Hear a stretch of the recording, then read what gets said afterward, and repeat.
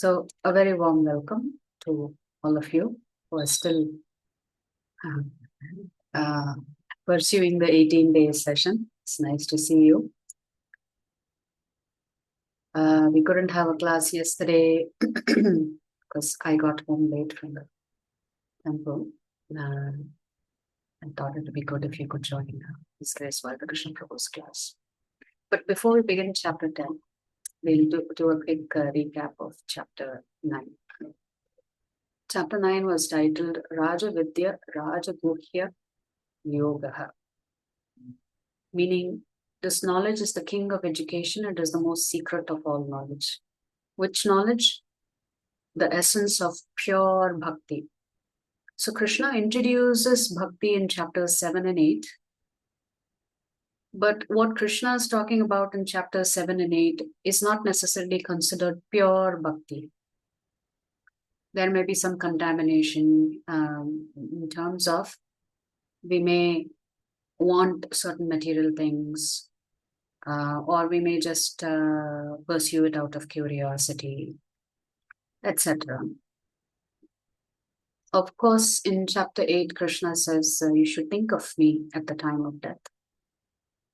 And if you do, then I can guarantee you that you will come back to me. So Krishna also says in chapter 8 that this world is dukkhalayam ashashvatam. It is full of misery and yet it is temporary. So how do you get out of this place that is dukkhalayam ashashvatam? By performing pure bhakti. Therefore, this topic of pure bhakti, kevala bhakti it is called. In the sense, you do bhakti not because you want something from the Lord. You do bhakti because you love the Lord so much and you want to simply serve Him in whatever capacity. So if we do this pure bhakti, then it's like sitting in a rocket going to Krishna with great speed. So the very essence of the Bhagavad Gita is actually contained in chapter 9. And today in chapter 10, we will come across the 4 shlokas which are referred to as the Chatushloke. The Bhagavad Gita summarized in 4 shlokas is in chapter 10. So the essence of spirituality, the essence of our entire being that is craving to serve the Supreme Lord. Krishna is saying that this is the most confidential aspect of it. And Krishna begins by saying, I'm going to tell you this because you are not just my friend. You are also not envious of me. And we said, how can one be envious of the Lord? Well, it is because we thought the Lord was enjoying, the Lord had complete ownership of everything. And we thought, why can't we do the same thing? And the Lord says, well, you cannot do that here in the spiritual world. Because in the spiritual world, I am the king. I am meant to be served. So you cannot look at, let me enjoy myself separately from me. But as a Jivatma, because we were adamant, the Lord said, okay, if you're that adamant, and since I've already told you, you cannot experience this kind of ownership, controllership, enjoyership here in the spiritual world, then I have to create a separate place for you where you can test it out and see how it works out for you. Obviously, it does not work out well for us because we lose sight of what is important. So just like if we were to watch a cricket match, we would identify with the star of the team. If we imagine playing a cricket match, we would think of ourselves as either that famous batsman or a famous bowler. Similarly, if we watched a movie, we would identify ourselves with a hero or a heroine. So when we think, even I can be such a great batsman, even I can imagine myself as this great bowler or this great hero, this great heroine, that is envy. You may say, come on, it's just a mental thing. I'm not acting on it. I'm not trying to dethrone somebody else through my envy. Just the thought that you could imitate somebody else who is the best, that itself is envy. And therefore, this envy cannot exist in the spiritual world. A Jivatma can never be envious of the Lord in the spiritual world. If he at all, for whatever reason, develops envy, then he needs to step out of the spiritual world because there's no place for him there. So, two things: we need faith in Krishna, and we need to know that we love him, that we are not thinking about dethroning God. Of course, God's position is not open for us to dethrone, but still, it's a silliness on our part, stubbornness on our part that we think we can also do it.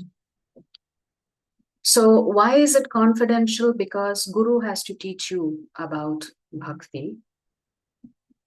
And in that Guru-Shishya relationship, this confidential information is revealed. It is pure because Krishna says this is the topmost of all the sciences. And pure bhakti is performed in such a way that it is ever joyful, it is everlasting.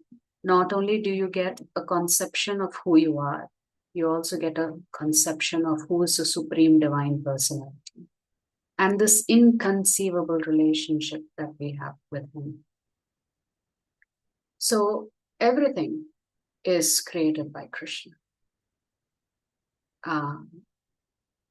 So Krishna specifically says, I pervade this entire world. Krishna says that I am inside everybody and everybody is inside me, but I am not in them. So there are some slightly riddle-like statements made by Krishna. So these confidential riddle-like shlokas have to be unpacked by a guru for us. Krishna says that although he is actually maintaining all of the Jivatmas as well as this entire universe, and he says, although I am everywhere, yet he is not part of this cosmic manifestation. Because he says, I'm actually the source of creation. So I'm not in it, but I'm there. How do you understand that? Essentially, Krishna is saying, as Purushottama, I am not here, but as my Shakti potency, I am there everywhere. So this is the paradox that we are not able to understand.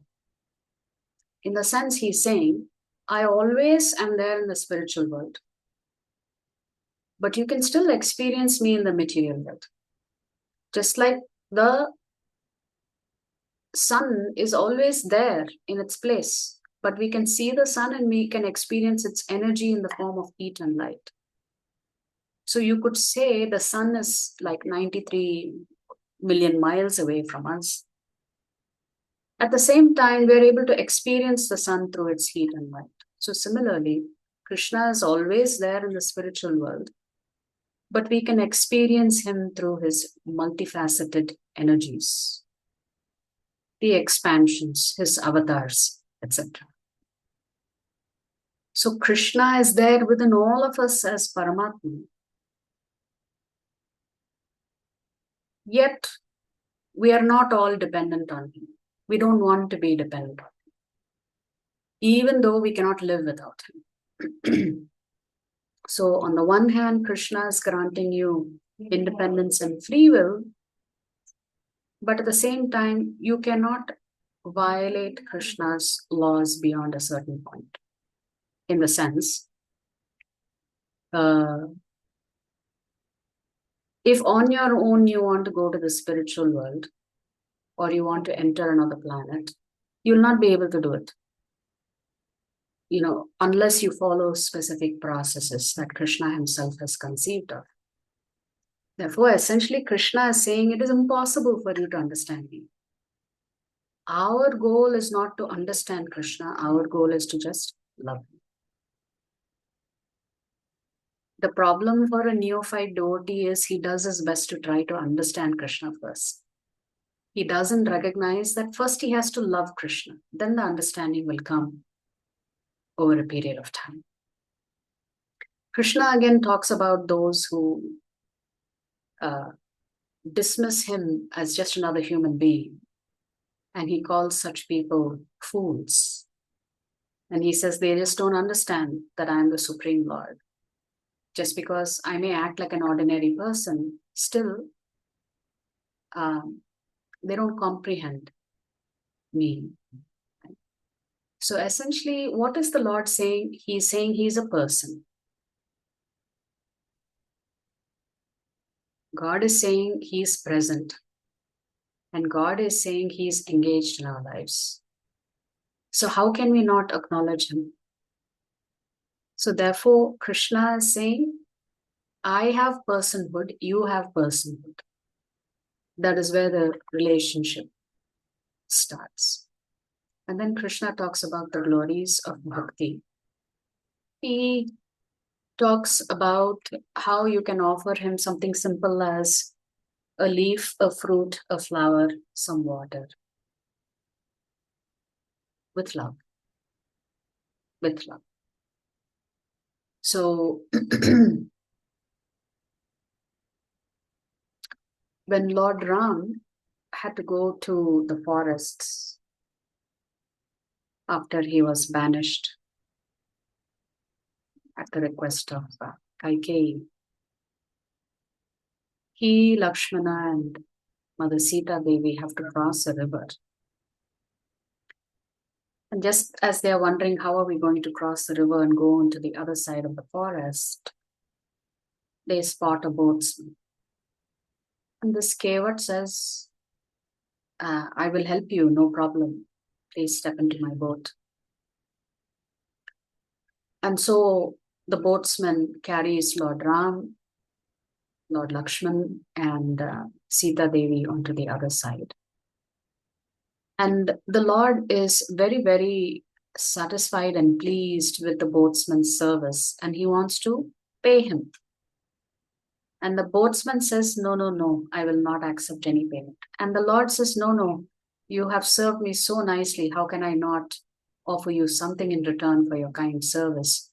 And the Lord signals to Sita Devi to remove one of her chains so that he could offer the chain as a token of his appreciation for the service provided by the boatsman. And the boatsman said, no, I will not accept it. Here in this country, in this particular region, all boatsmen have an agreement. And the agreement is as follows. That one boatsman will always give another boatsman a free ride. There is no charge. And Lord Ram was a little puzzled. What do you mean by one boatsman gives another boatsman a free ride? Because I am not a boatsman.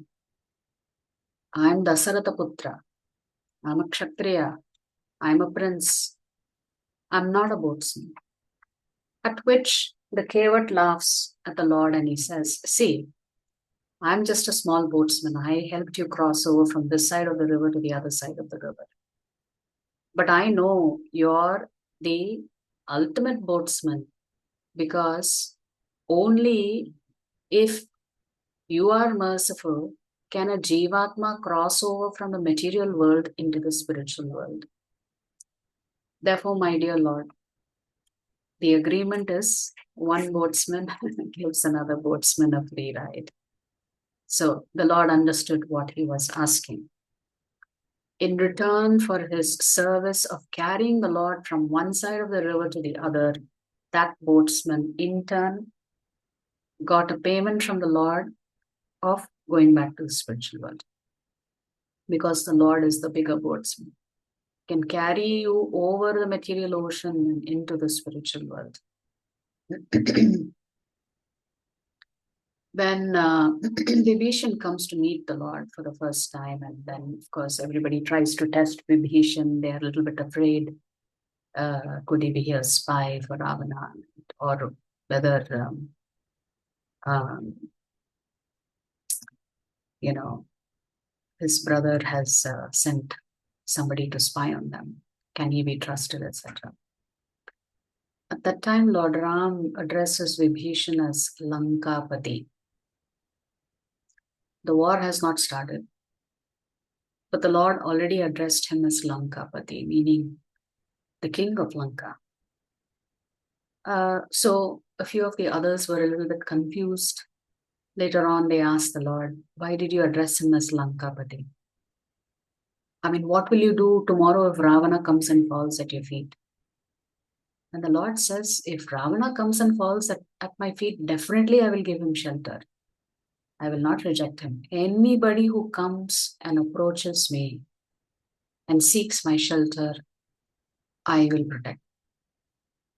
Okay, so if you have already given Lanka to Vibhishan and then later on Ravana has come and you have given him shelter, what will you do with him? To which the Lord says, no problem, I will give him Ayodhya and make him the king of Ayodhya. Then the devotees asked, but what about Bharat?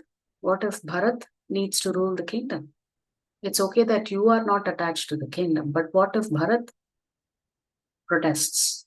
To which the Lord says, if Bharat wants, I will give him Vaikuntha itself, he can rule over Vaikuntha.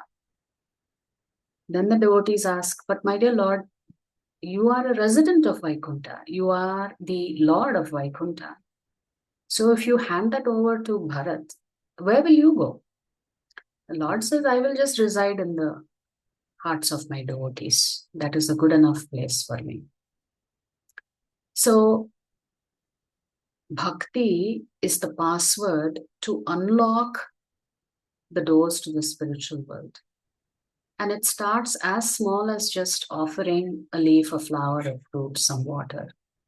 If we don't have that bhakti, we don't have that love and devotion for the Lord, then the Lord says, offer whatever it is that you're doing, yajna, dana, tapa, food that you eat, whatever sacrifices, austerities, anything and everything that you do, you just offer it as a sacrifice to me, the Lord says. And the ultimate conclusion and instruction for pure devotion comes in the very last shloka. Manmana bhavavan bhakto madhyaji mam namaskuru. So Krishna says, always think of me. If you can't do that, become my devotee. If you can't do that, bow down to me. If you can't do that, worship me. So Krishna is saying, if you do this, where your mind is always thinking of me, you've become my devotee, you're offering obeisances to me, you're worshipping me. And in this way, Krishna says, your mind will be completely absorbed in me. When your mind is always thinking of me, then you will come back. So this is the essence of the 9th chapter. I did not post the question yet, but I will post it today, the theme question for both chapter 9 and 10 today. So let's look at chapter 10.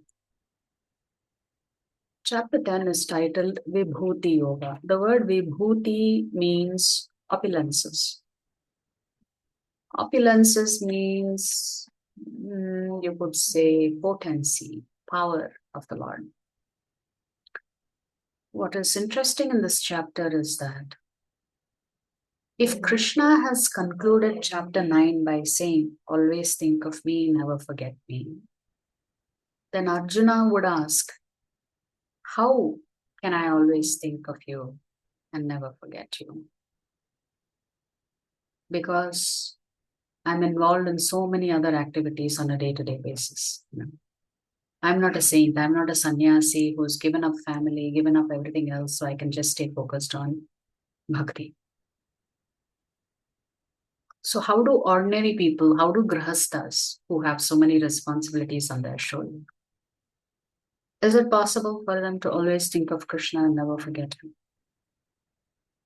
So Krishna will say, of course, yes, it's possible. How is it possible? Krishna is going to talk about his 82 opulences here in this chapter. And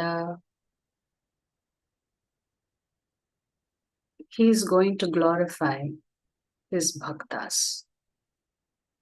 So essentially, Krishna is saying in this chapter, if I am so great, imagine how much more powerful bhakti is than me, because my bhakta performs bhakti and through bhakti they conquer me. Therefore, bhakti is greater than me and bhakta is my greatest opulence. So again, the 10th chapter begins with the Lord saying, hear carefully. He's already said hear carefully in the 7th chapter, in the 9th chapter. Arjuna thought, okay, the summum bonum, the full conclusion of the Bhagavad Gita is given in 9.34. So Arjuna thought, everything is done. All the knowledge is given to me, especially since the Lord has said the most confidential of all knowledge I have given you. So what more does the Lord have to speak? But still, the Lord has a lot to say. And so he continues. So in the 10th chapter also, Krishna will say, I am the source of everything. That's how you can always think of me. Everywhere I am there. I am the color green in the tree. I am the rainbow. I am the rain clouds. Whatever potency an inanimate object has, whatever potency a Jivatma has, Krishna is saying all that potency comes from me. So essentially, Krishna is saying, if you really want to see me everywhere, you can see me everywhere. The beauty of the flower, the beauty of the butterfly, the beautiful sun, the beautiful moon rays, anything and everything that you look at, whatever you appreciate, whatever you admire, whatever you are in awe of, all of that comes true. Therefore, it should not be difficult at all for you to always think of me. I've given you plenty of opportunities to think of me because my potency is everywhere.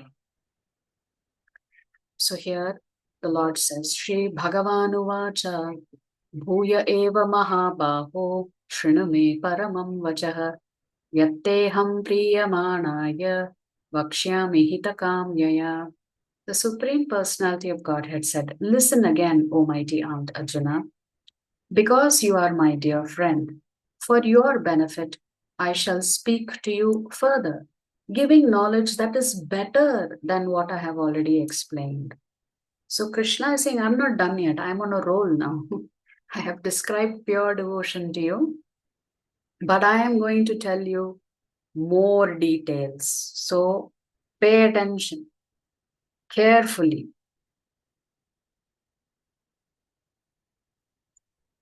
So Krishna says, Name vidussuraganaha prabhavam namaharshayah aham adirhi devanam maharshinam cha sarvashah.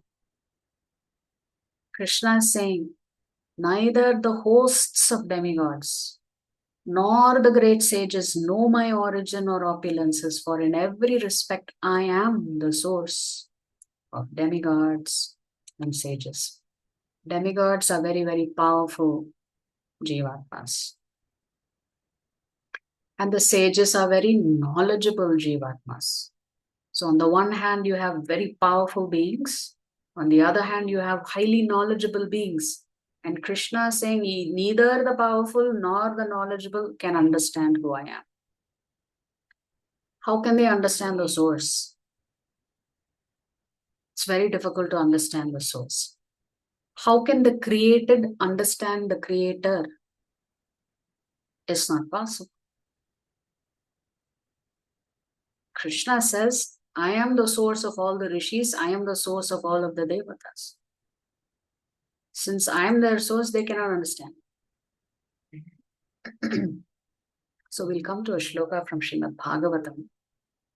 We are here in Canto 9, Chapter 4, 63rd shloka, where the Lord is speaking. Aham bhakta paradhinaha yasvat tantra iva dvija sadhu birgrasta hridayah bhaktair bhakta jana priyah. Here the Lord is saying to the Brahmana, I am completely under the control of my devotees. Indeed, I am not at all independent. Imagine the Lord is saying, I am not independent. Yet the Lord is called Swarat. He is fully independent. But just see the Lord's merciful nature. He is saying, I am not at all independent. Why? Because my devotees are completely devoid of material desires.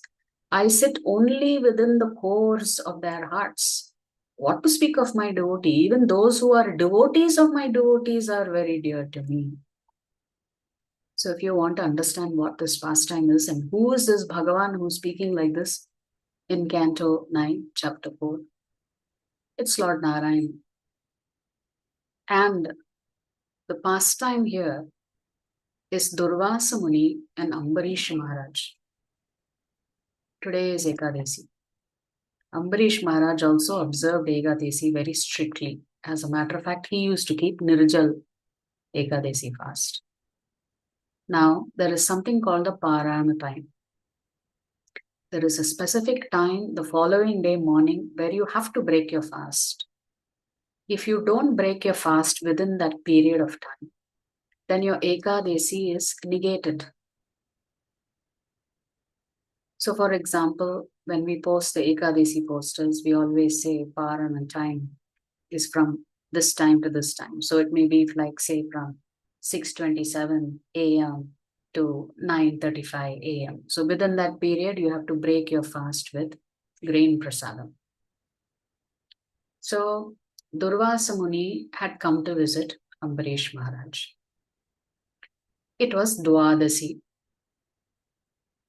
And Durvasa Muni said, we will break our fast together. Let me and all my disciples will go take a bath. We'll come back. And Ambarish Maharaj was waiting. Paran time is about to slip. So he didn't know what to do. If he breaks his fasts, it would be an insult because the guests have not arrived for the king to serve them. If he doesn't break his fast, then his Ekadasi fast is negated. So he was in a quandary. So he asked the Brahmanas there. He said, what should I do? And the Brahmanas said, all you have to do is take your Archaman cup. Just take a sip of water, because taking a sip of water is also considered breaking the fast and simultaneously not breaking the fast. This is an emergency situation. So just as Ambarish Maharaj took a sip of water, Durvasa Muni arrives there and he gets furious. He says, what kind of king are you? Such a sham king, you don't have manners, you don't have culture. You are breaking your fast without serving me. He got so angry. He sent one, Kusha Grashasa, Brahmastra, to kill Ambarish Maharaj. But see, Ambarish Maharaj was a great devotee of the Lord. In this picture that you see, the Sudarshan Chakra is seated on the throne, and Ambarish Maharaj sits at the foot of the Sudarshan Chakra while he is ruling his kingdom. That means he is saying, the Lord is the king, I am just his servant. So immediately the Sudarshan Chakra starts chasing Durvasa Muni. And Durvasa Muni runs to Brahma. He goes to Brahma Loka and he says, please help me. This Sudarshan Chakra is chasing me, ready to kill me. Brahma says, I don't own the Sudarshan Chakra. You've come to the wrong person. Maybe you can try Shiva. He's a great devotee of Lord Vishnu. Maybe he can help you. So Durvasa Muni goes to Lord Shiva and Lord Shiva says, look, I'm a great devotee of Vishnu. I'm in no position to interfere in this matter. So Shiva tells him, you go to Vishnu himself.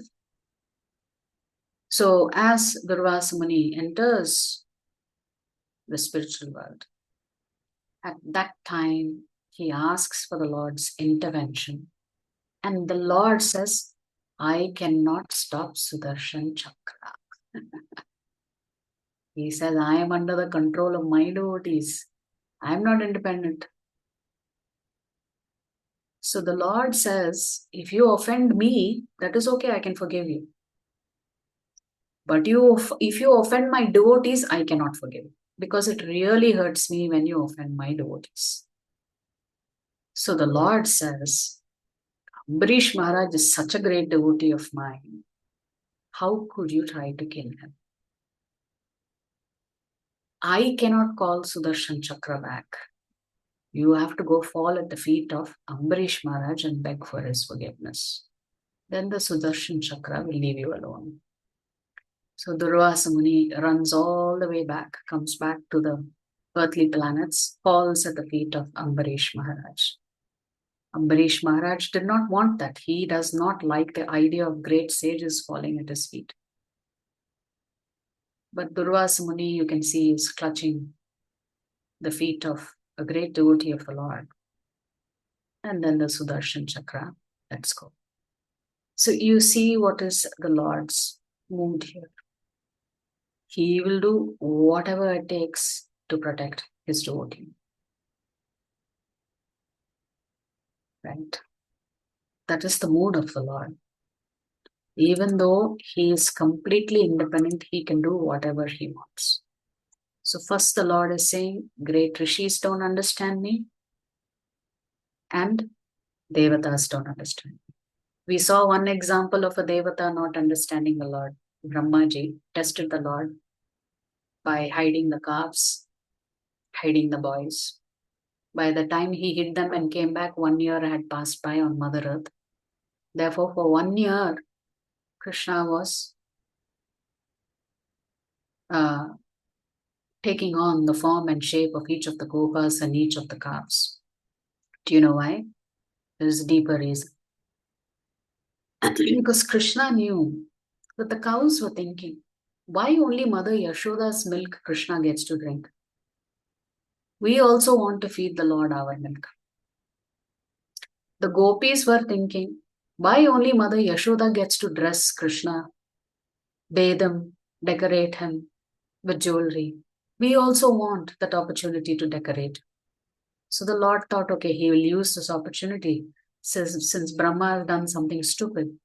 But let me take advantage of it. Let me please all the gopis by becoming their sons without them knowing that I myself has become their son. They have an opportunity to dress me, bathe me, decorate me. Similarly, the cows, they got an opportunity to feed their calves without knowing that it was Krishna. So the Lord satisfied the desire of the cows and the gopis in this way, and also taught Brahmaji a lesson.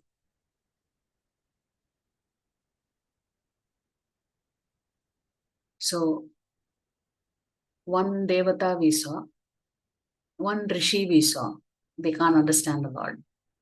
We're going to see one more devata today, how even he messed it up. Here in the third shloka, Krishna is saying, Yomam ajam anadim cha veti loka maheshwaram asammudhas samartyeshu sarva papaif pramuchyate. He who knows me as the unborn, as the beginningless, as the supreme Lord of all the worlds, he only, undeluded among men, is freed from all sins. So essentially, Krishna is saying it's very rare. Very few of my devotees actually know that there is nobody beyond me. In the sense, if you keep asking questions, okay, I have my grandparents and they had their parents and their parents and their parents and their parents. And Prabhupada says, if you keep going like this, you will end up with Krishna as the source. That means Krishna does not have any source himself. So he is the beginning. Anadam.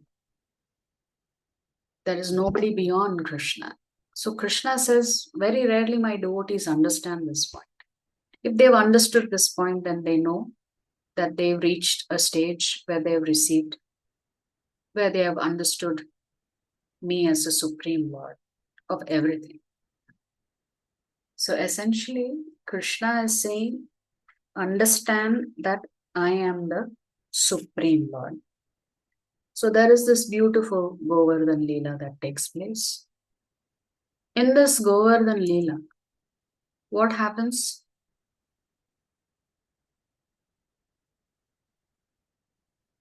Nanda Maharaj and all of the cowherd men, annually they would propitiate Lord Indra because they are dependent on the rains, they are agriculturalists. So Krishna, when he was 7 years old, he notices one great big function is about to happen. He approaches his father Nanda Maharaj and asks him, "What are you doing? There should be no secrets among family members, my dear father. Feel free to tell me exactly what are you all preparing to do here." And his father explains to him, "Yeah, see, every year we do this puja to make Indra happy because after all, he's the one who's sending the rains. Without rains, what will he do? Our cows cannot eat grass. We will not be able to grow any food for ourselves. So it's our way of expressing our gratitude to Indradev." And Krishna says, this Indradev, he doesn't know where to pour rain. He also pours rain in the ocean. The ocean really doesn't need any rain.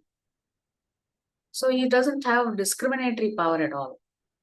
Actually, who you should worship is Govardhan Giriraj, because he is the one who is offering all these nice food stuff for the cows and the calves, and for us, he's protecting us.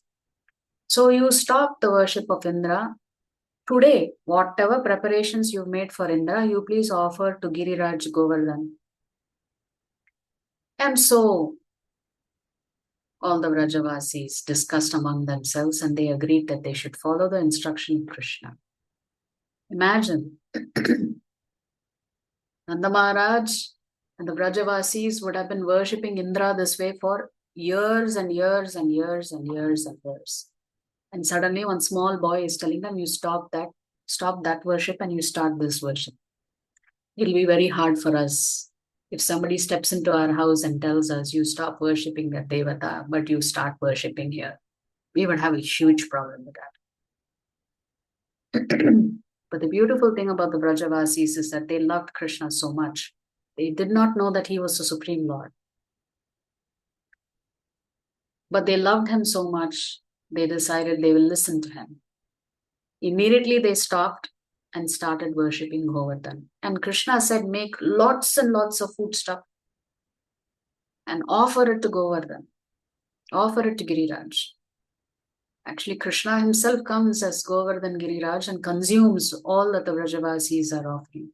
And when his stomach was full, he would say, Anior, Anior, no, offer me some more, I'm still not full.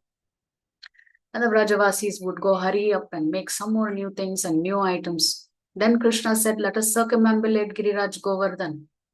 Let's start with the cows, then, all the Brahmanas, then us, we will follow them. Then we will feed the Brahmanas, then we will eat.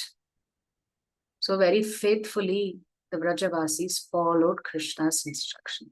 Meantime, Indra got very angry. He said, who is this little rascal boy to stop my worship? Let me teach him a lesson. So he instructs the clouds to go pour rain onto Vrindavan. And his instruction was, kill the boy, kill the family, wipe out everything. So it is said that he actually asked for the Samvartaka clouds, which actually only pour rain when Pralaya happens. So it started pouring rain, and the Lord says, oh, I have to protect my devotees. So he lifted Giriraj Govardhan on his little finger of his left hand and held it up for 7 days and protected all of the Vrajavasis, including all of the animals, for 7 days. Krishna was thinking, oh, I've protected my devotees, but this Indra, his ego is just becoming bigger and bigger. I have to also make sure that he doesn't stop in his progress of devotion. So I have to step up and make sure that he does the right thing. So when Indra realizes that nothing has happened, in spite of so much floods being there, that the entire Vrajavasis and Vrindavan was protected, he then understood that this is no ordinary person. This is the Supreme Lord himself. So here Krishna, this begins the Chatushloke. So the entire Bhagavad Gita summarized in 4 shlokas. Shloka 8, 9, 10 and 11 of chapter 10. Aham sarvasya prabhavaha mattas sarvam pravartate iti matva bhajante mam buddha bhava samanvitaha. Krishna is saying, I am the source of all spiritual and material worlds. Everything emanates from me. The wise who perfectly know this, engage in my devotional service and worship me with all their hearts. Krishna is saying, the minute somebody has realized and recognized that I am Bhagavan Shri Krishna, there's nobody equal to me, there is nobody greater than me, then what is left to do? You just have to surrender to the Lord and worship him. Krishna is saying, this my devotees will do. So, first Krishna is saying, I am the source of everything. Everything comes from me. And those people who are really wise, when they have understood this, what do? They perform bhakti. They surrender to me. They worship me with all their hearts. Next shloka. Mat chitta mat gata prana bodhayantah parasparam kathayantascha mam nityam tushyanti charamanti cha. The thoughts of my pure devotees dwell in me. Their lives are fully devoted to my service, and they derive great satisfaction and bliss from always enlightening one another and conversing about me. So in the first 8th shloka, the first 7 sentences, Krishna is talking about himself. The second half of the 8th shloka, he's talking about his devotees, what they do. In the 9th shloka, he is completely talking about his devotees. Krishna is telling us what his devotees do. What do? They are always absorbed in me. They are always serving me. And how do they become blissful? Oh, when they all gather together, they are only talking about me, Krishna says. They derive a great deal of satisfaction and bliss, always conversing about me. So if you go into a devotee community, you understand it is a devotee community when they are talking about Krishna and not about any other mundane matters. That's when you know you are surrounded by devotees. So you see how Krishna is glorifying his devotees and telling us what his devotees are doing. Tushyanti cha ramanti cha. They derive so much bliss. I am not there, but they're talking about me. They don't need me personally in their lives. Just talking about me brings them so much bliss. In the 10th shloka, Tesham satata yuktanam bhajatam priti purvakam dadami buddhi yogam tam yena mam upayanti te. Now Krishna has described what his pure devotees do. Now he is going to tell us what he is going to do for his pure devotees. To those who are constantly devoted to serving me with love, I give the understanding by which they can come to me. So Krishna is saying, when my devotees serve me with such love and devotion, then I myself reveal myself to them. Therefore, by performing bhakti, you can understand who is Krishna. You cannot study the scriptures first and then understand Krishna. Krishna says, first you have to love me. Then I myself will reveal myself to you. And therefore you will get this understanding. And in the 11th shloka, Krishna is saying, Tesham evanukampartham aham ajnanajam tamaha nashayamyatma bhavasthaha jnana deepena bhasvata. To show them special mercy, I, dwelling in their hearts, destroy with the shining lamp of knowledge the darkness born of ignorance. So Krishna is saying, whatever ignorance is remaining in my devotees, I myself come and wipe it clean, destroy it. And Krishna says, this I do out of my own mercy upon them. It's not that the devotee has earned anything. Krishna says, out of my own compassion and mercy, whatever little, gunas are left, I wipe it clean. So Krishna is saying, he actually is cleaning our heart. There is a wonderful saint by the name Mangala Arati. He was a Brahmana by birth, but somehow he got attached to a prostitute and he got addicted. One day it was raining very heavily and he crosses the river in the pitch dark night. Her door is closed, her gate is locked. He jumps over the wall, knocks on her door, and when she opens the door and she sees him, she is shocked. She says, if you had the same determination to worship the Lord, you would have already reached the Lord. When he hears the sentence in the thundering rain, he immediately falls at her feet and accepts her as his guru, who has told him that he has been wasting his time and energy chasing her. So he goes on a journey towards Vrindavan, and still temptations abound. So he looks at another woman who is very beautiful, and he's so upset with himself, he asks her for some pin from her hair, and then he uses that pin to take out his eyes because he thought, it's my eyes that is betraying me. It's better I be blind so that I can go in search of Krishna. So he goes like this, and when he reaches Vrindavan, the little boy teases him because he's blind. So sometimes some little boy used to hold his hand and give him some milk. And he used to always think this is either Krishna or Balaram. And he would tell Krishna, don't trouble me, Balaram, don't trouble me. So he was completely blind, but he was a great saint by then. So there is a beautiful Ashtakam. He has written something called the Krishna Karanamrita. I think 99 verses glorifying Krishna.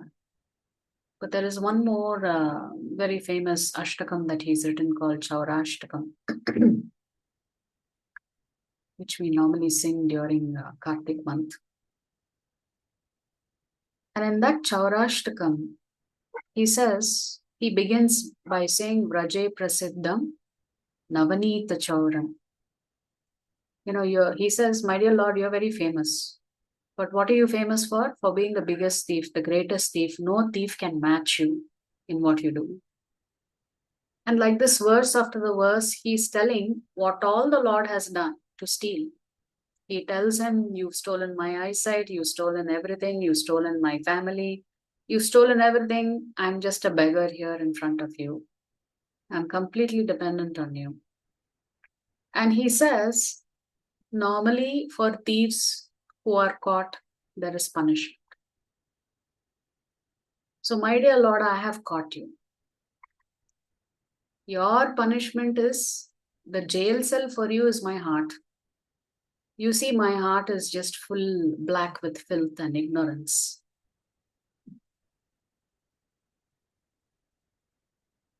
No matter how much you try to escape from me, I will not allow you to escape. So the only thing left for you to do is sit there and clean my heart. So like this, Bilva Mangala Thakur is having this beautiful conversation with the Lord, where he's telling the Lord, I have trapped you in my heart. Now your only thing left for you to do is you yourself clean it, because I'm not about to let you go. I've captured you now. I have nobody else. I have nothing else. So in this way, he concludes the Shaurashtakam. So every verse ends with, you are the greatest thief, you are the greatest thief, you are the greatest thief. But to this great thief, this is the punishment from an ordinary jiva. It's a very beautifully, when great sages, fall in love with the Lord, they have such beautiful conversations with the Lord.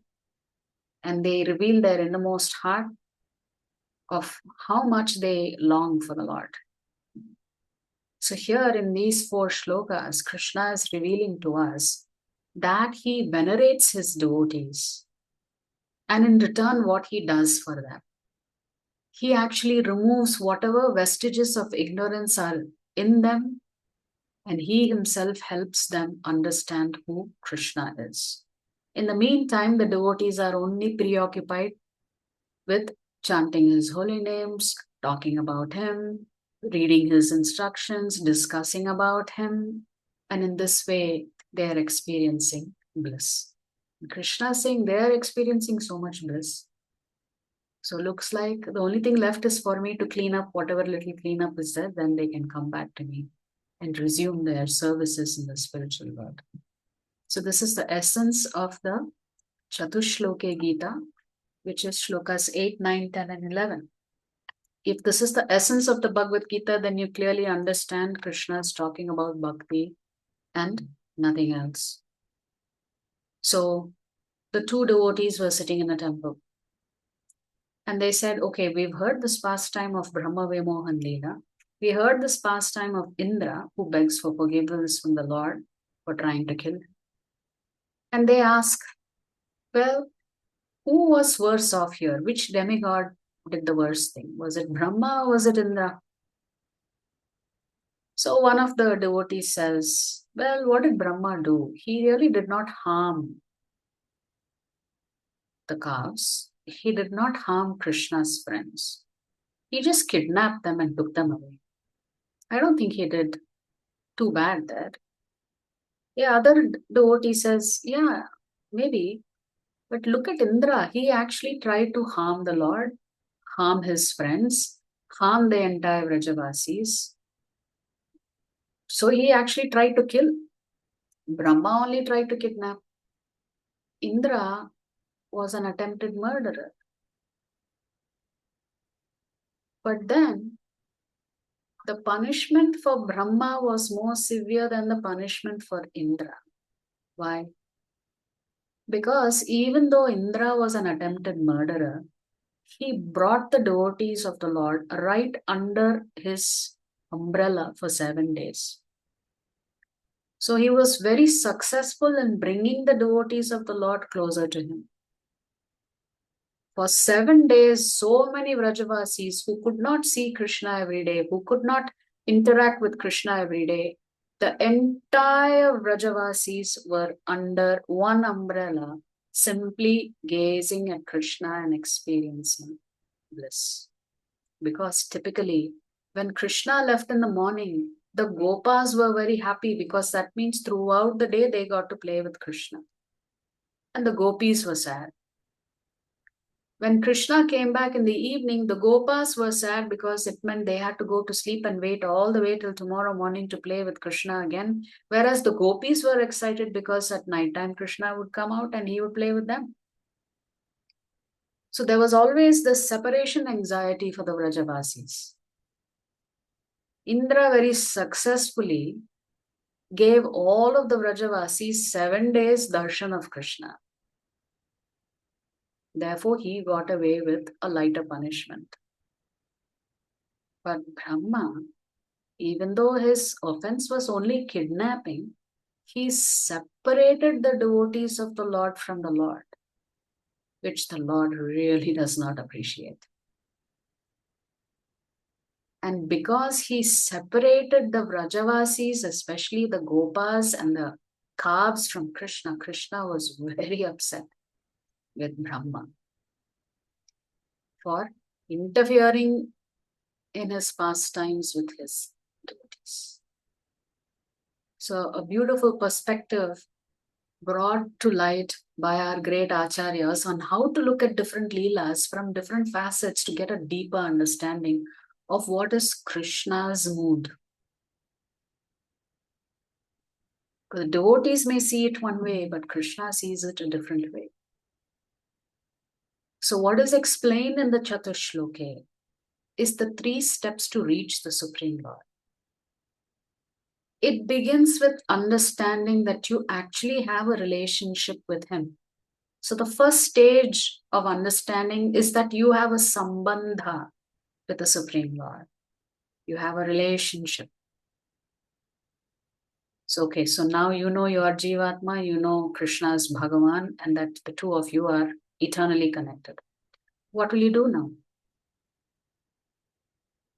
Krishna explains in Shloka 8 and Shloka 9 what his devotees do. They are active. They are serving him, they are worshipping him, they are thinking about him, they are talking about him. So this abhideya is your sadhana. And as you perfect your sadhana, you reach the goal, which is prayojana, which is pure love for the Lord. So the sambandha, abhideya, and prayojana is the 3-step process to achieve Krishna. So Krishna himself helps his devotees. But first you need to acknowledge that there is a relationship between you and Krishna. And from there on, you begin your sadhana. As we said, from sadhana to siddhi, to perfection. So you begin with sadhana and you achieve pure love for Krishna. So the essence of the entire Bhagavad Gita is understood in this way: sambandha, abhideya, and prayojana. So the Lord himself is revealing himself to his pure devotees who are always engaged in devotional service to him. So we are not going to go through detailed explanation of the 82 opulences. We'll look at some of them. After Krishna has spoken the Chatushloke, Arjuna agrees. He says, yes, yes, even I have heard that you are the Supreme Lord. So Arjuna uvacha param brahma param dhama pavitram paramam bhavan purusham shashvatam divyam adi devamajam vibhum ahustvam rishayas sarve devarshirnaradas asito devalo vyasah swayam chaiva bravishime. Arjuna is saying, I heard, Krishna, that you are the Supreme Lord. Not from you. You are telling me you are the Supreme Lord. But I already heard this from others. Who are the others? Great sages like Narada, like Asita, Devala, Vyasadev. So Arjuna has interacted with these great devotees, and therefore Arjuna is concurring with the Lord for the first time, saying, yes, you are Bhagavan Shri Krishna. And you yourself are saying this to me. And what is Arjuna saying? You are the Supreme Lord. You are actually the ultimate shelter. You are the purest, and you are the absolute truth. So there's nobody beyond you. You are the eternal, transcendental, original person, the unborn, the greatest. So Arjuna is concluding and concurring with Krishna that Krishna is a Supreme Lord here. And he is not just hearing it from Krishna, he has already heard it from others. So then Arjuna says, okay, you are telling me you're the Supreme Lord. But in what are the different ways in which I can understand how powerful you are? So that is Arjuna's question here. Vistarenatmano yogam vibhutim cha janardana. So the chapter title comes from here, Vibhutim. Bhuya kathaya triptirhi shrinvato nasti me mritam. O Janardana, Again, please describe in detail the mystic power of your opulences. I am never satiated in hearing about you. For the more I hear, the more I want to taste the nectar of your words. So this is a symptom of a devotee. They can hear the Bhagavad Gita again and again and again. They can come to the same class again and again and again, but still they will relish it. Even though they may hear the same pastimes, the same shlokas, the same details, the same recitation, still a devotee, a genuine devotee will keep coming back to class because they are hearing something new. In the sense, something new is being revealed, even though they've attended the session before. One of the Matajis here, I think she's attending 4 or 5 times. So why? Because you learn something new, you relish something new. You may have read the Bhagavad Gita 10, 20 times. Still you will come back to it because something new you will discover. Same way Arjuna is saying, a devotee is never satisfied. They want to hear more and more and more. Why? Because the more you hear, the more you're getting purified. The more you're getting purified, the more you want to hear. So it's like a beautiful cycle. You hear, you get purified. You get purified, you want to hear something. So you develop this deep attraction to hear about Krishna. Therefore, Arjuna is saying, please tell me a little bit more. Now, Arjuna has already said, I already know your Supreme Lord. So why should he ask this question? Is he asking for himself? Not just that, he is also asking for you and me. Because if everybody hears when Krishna speaks, then everybody else who's reading these shlokas will also get benefited when Krishna is talking about his Vibhuti potency. 2 is devotees like to hear more and more and more. And 3, Krishna has told them, always think of me, never forget me. How can Arjuna always think of Krishna? He has to hear Krishna talk about himself.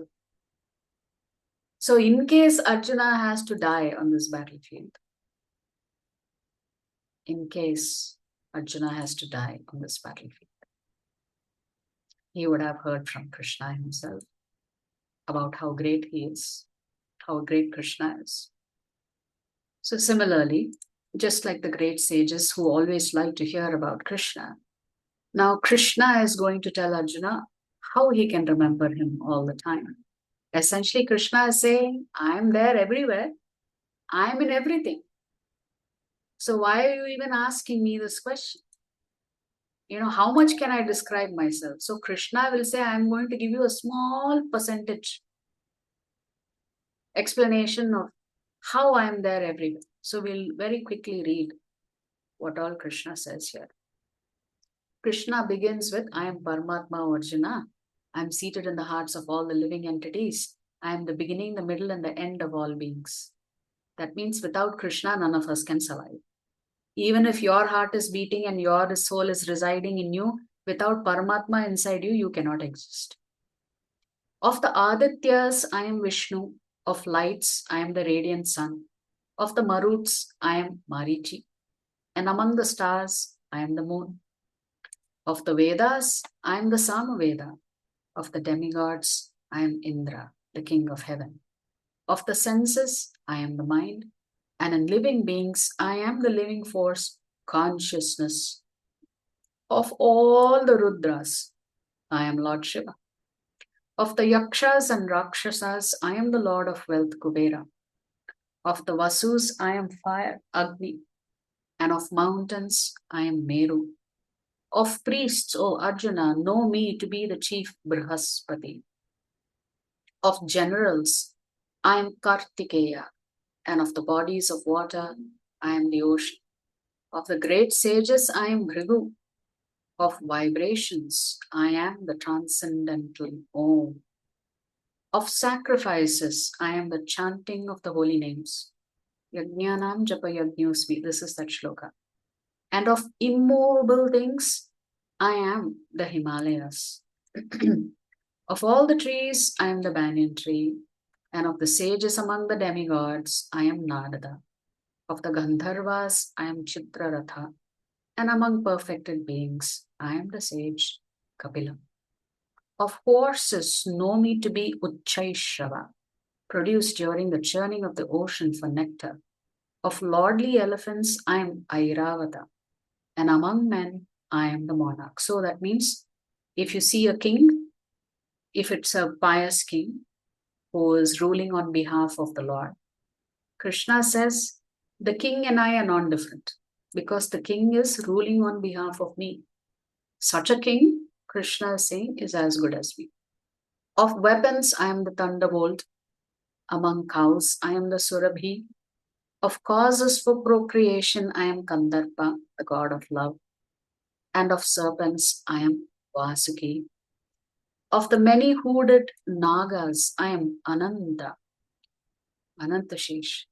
And among the aquatics, I am the demigod Varuna. Of departed ancestors, I am Aryama.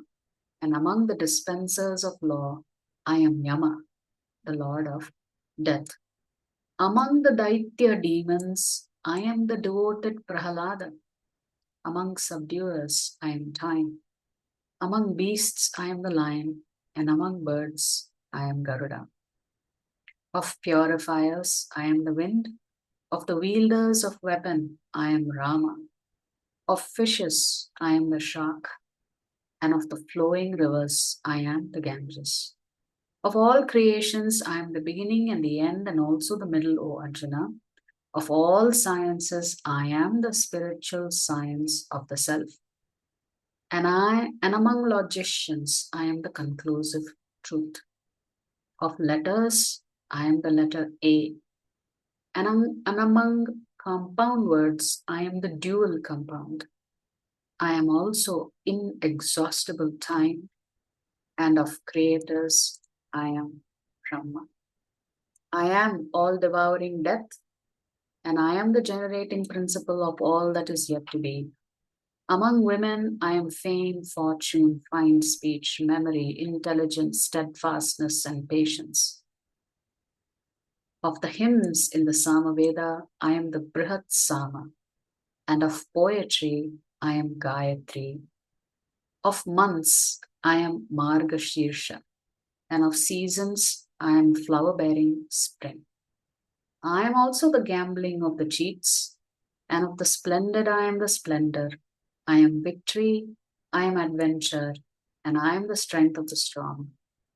Of the descendants of Vrishni, I am Vasudeva, and of the Pandavas, I am Arjuna. Of the sages, I am Vyasa, and among great thinkers, I am Ushana. Among all means of suppressing lawlessness, I am punishment, and of those who seek victory, I am morality. Of secret things, I am silence, and of the wise, I am the wisdom. Furthermore, Arjuna, I am the generating seed of all existences. There is no being, moving or non-moving, that can exist without me. So here are the 82 opulences.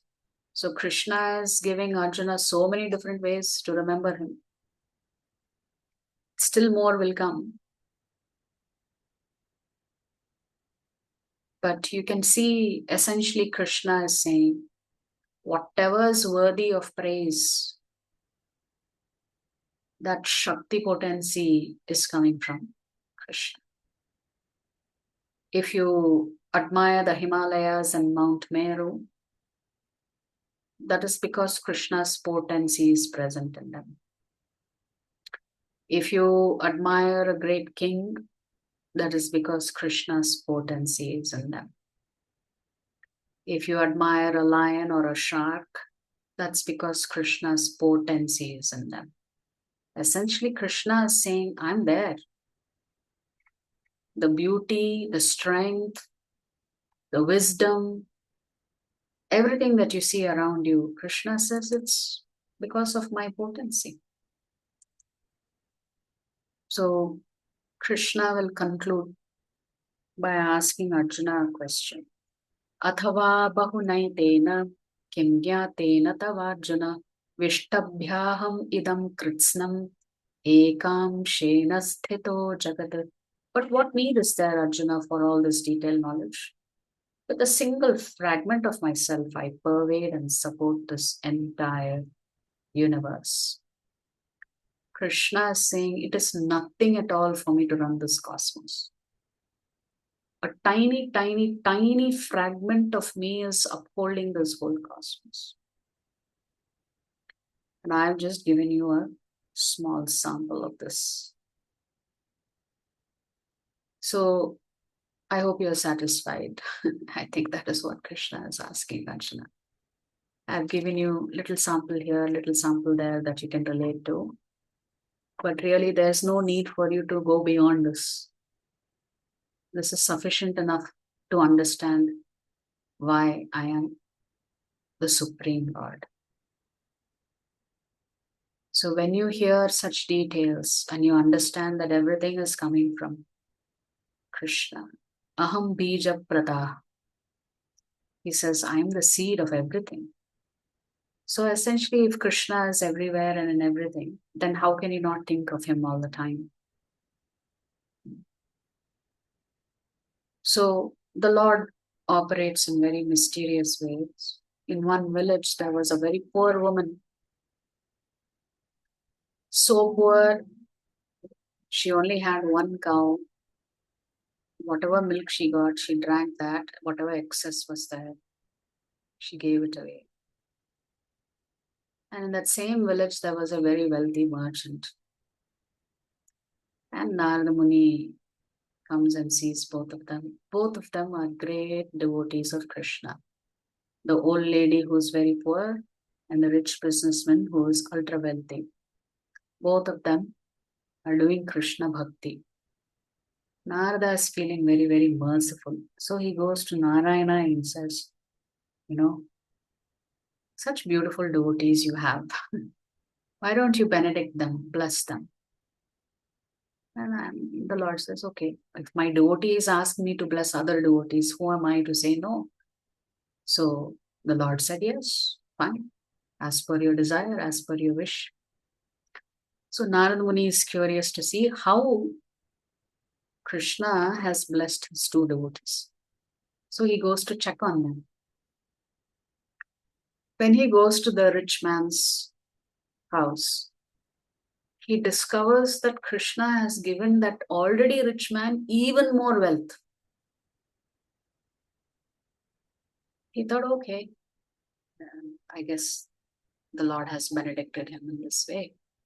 He goes to see the old lady, and the old lady has lost the cow. The cow has died, so she has nothing to depend on anymore. So she's very lonely. She's suffering even more now. Already she was suffering. Now she has nothing. Narada Muni is thinking, is that really a benediction? Why did Krishna take away her cow? Poor lady. So he goes back to the Lord. He says, my dear Lord, I asked you to benedict these two devotees.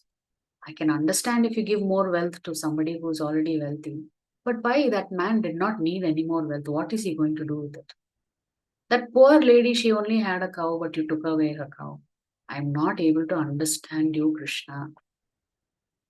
So Krishna just smiled and he said, actually, you see, that wealthy person, he's using the wealth to preach and to serve prasadam and to do annadan and to build nice temples and invite people. He's doing everything he can for preaching to help people to connect to me. So by doing this, he's coming closer to me. Narada Muni said, okay, I got that point. But what about that poor lady? Krishna said, see, she's anyway so close to me. The only thing stopping her from coming to me is that cow. So I took away her cow. Now she's completely dependent on me. Pretty soon she'll come back. So how Krishna benedicts his devotees is very different than how we want him to benedict us. We think the Lord should operate as per our expectations and our plan. We need to understand that Krishna has a better plan for you and me than what we can concoct. It's very difficult to understand how Krishna operates in the lives of his devotees. Sometimes he will give somebody a lot of wealth, then you know what you need to do with it. Sometimes he will take away everything because he knows that devotee is very close to coming back to him. So on one person, he is giving more wealth because they are using it in his preaching. For another person, he's taken away even their measly possessions so that now they are completely dependent on. So in both ways, Krishna has benedicted both the old lady as well as the rich man. And Narad Muni was thinking, I just cannot understand how you operate. How you think and how we think is so different. The Lord's plans are always superior to whatever plans we can come up with. So this is why Krishna says multiple times in the Bhagavad Gita, whatever happens to you, you please tolerate. If I give you more wealth, tolerate. If I take away your wealth also, you tolerate. This, of course, only his devotees can understand. As a neophyte, we may not understand how Krishna is doing all of this or why he is doing this. So, Krishna is saying, with a small fragment of my Shakti, I am upholding everything. What am I doing with my remaining Shakti then? If Krishna is saying, with a single fragment of myself,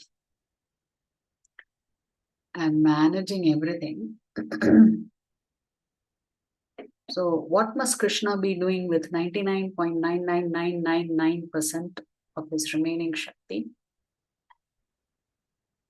In the spiritual world, Krishna is using that Shakti to serve his pure devotees.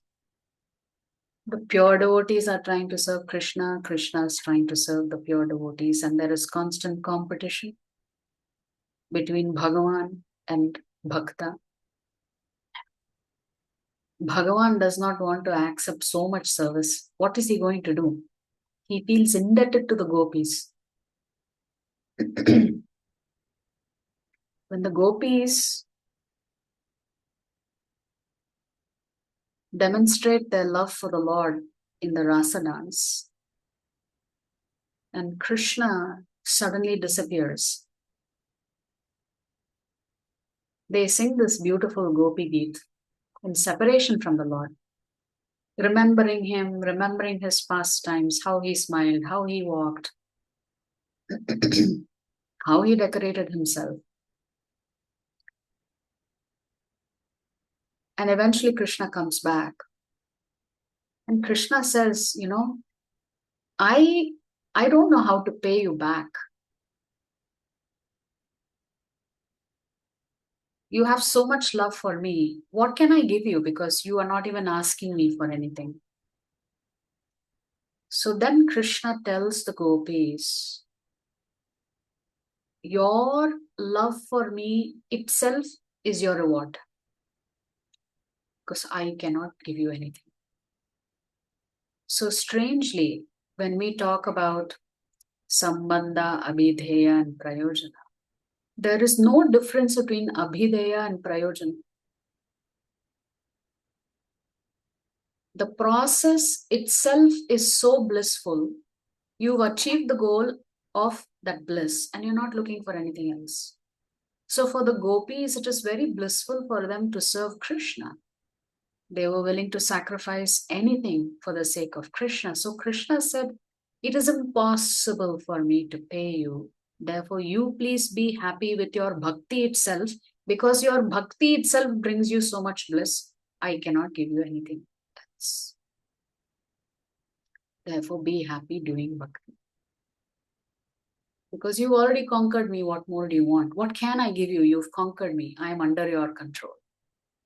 Hence, Mother Yashoda is able to tie up the Lord because he is naughty.